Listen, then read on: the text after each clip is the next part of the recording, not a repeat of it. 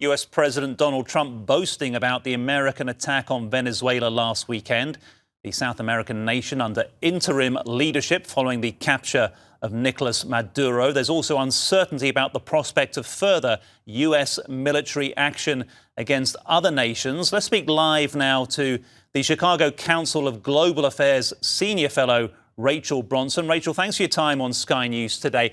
Away from the political fallout, how are global markets reacting to that US attack on Venezuela?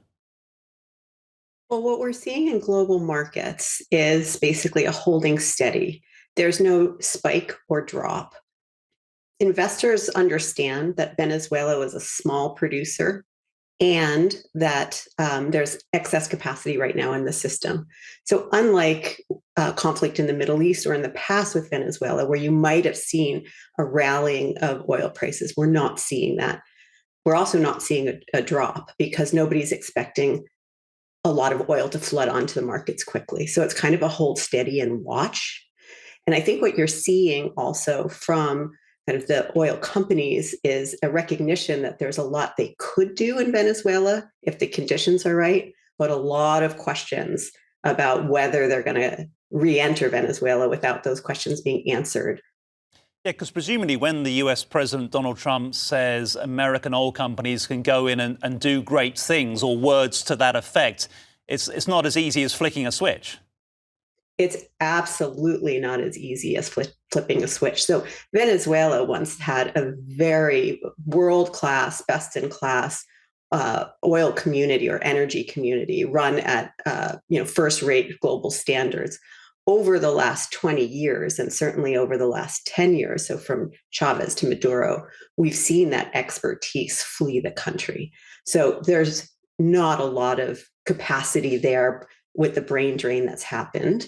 And you've seen really kind of military intervention into their oil operations, energy operations. So for the US to come in, or anyone to come in, we have to understand, first of all, where those people are going to go. And there's a lot of rebuilding that needs to be done in the billions, in the tens of billions. It will take time.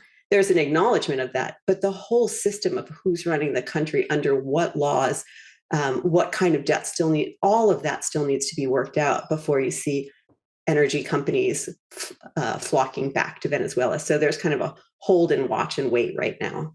Yeah, fair enough, Rachel. I'm keen to know about the knock-on effects. Clearly, we're in a time of huge global geopolitical uncertainty. And following those US actions in Venezuela, a lot of countries are saying, well, who is next? We know that clearly energy and security are massively linked. We've been hearing a lot of talk about Colombia and Greenland. What are their importance in terms of energy and or security?